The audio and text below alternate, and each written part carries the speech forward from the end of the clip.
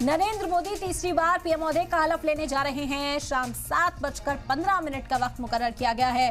President house में नरेंद्र मोदी को president Draupadi Murmu हलफ दिलाएंगी।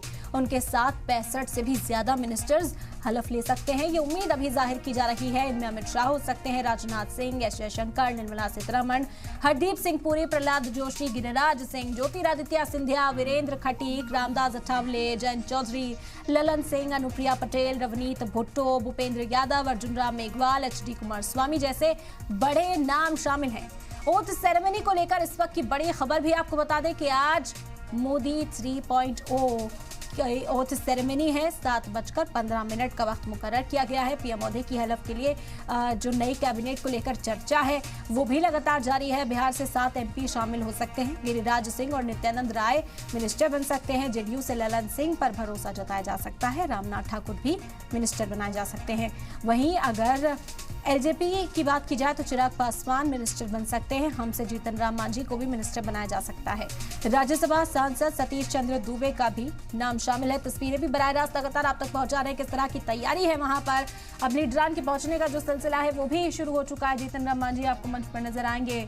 S Jaishankar पहुंच चुके हैं। यहाँ पर बड़ी जिम्मेदारियां अब किसे सौंपी जाती हैं ये देखना होगा। कैबिनेट में बड़ा बदलाव भी देखा जा सकता है क्योंकि जो बड़े मंत्री थे बीजेपी की सरकार में, कई ऐसे मंत्री हैं जिन्हें शिकस्त का सामना करना पड़ा था, अपनी सीट नहीं बचा पाए और इसी वजह से कहा जा रहा है कि कैबिनेट में बड़ा फेरबदल होने वाला है। क्या वो पुराना फॉर्मूला जो अटल बिहारी वाजपेयी के टाइम पर बीजेपी ने अपनाया था उस फॉर्मूले को रखकर सरकार बनाई जाएगी या फिर कुछ तरमीम की जाएगी? क्योंकि जो अहम मिनिस्ट्रीज हैं कहा जा रहा है कि वो बीजेपी अपने पास रखने की ही कोशिश कर रही है। हालांकि अटल जी के वक्त में ऐसा नहीं था।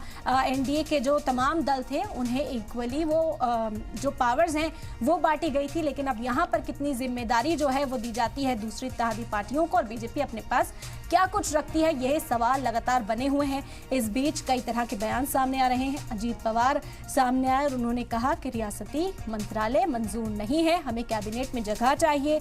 प्रफुल्ल पटेल की ओर से भी इसी को लेकर रद्द-ए-अमल का इजहार किया गया कि कैबिनेट मंत्री रह चुके हैं, अब इस ओहदे को घटाना नहीं है बल्कि और ज्यादा उम्मीद जो है, अपेक्षा जो है वो इससे कुछ ज्यादा है।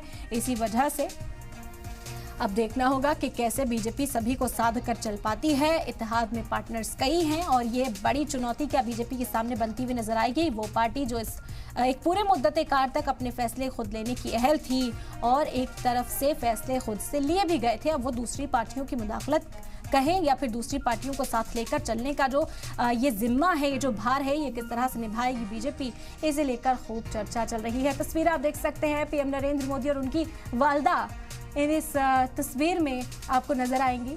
पीएम नरेंद्र मोदी ने दूसरे मुद्दत-ए-कार के दौरान ही अपनी वालदा को खोया है, उनका इंतकाल हो गया था। उसके बाद काफ़ी जज्बाती नजर आए हैं और अक्सर इलेक्शन कैंपेन में अपनी मां को याद करते हुए भी वज़ीर-ए-आज़म नजर आए थे। और जो उनके हामी हैं, जो कारकुनान हैं पार्टी के, वो पार्टी को मजबूत करने के साथ साथ एक जज्बाती रिश्ता भी बांटते हैं। और ये तस्वीरें आप इस वक्त देख सकते हैं। लगातार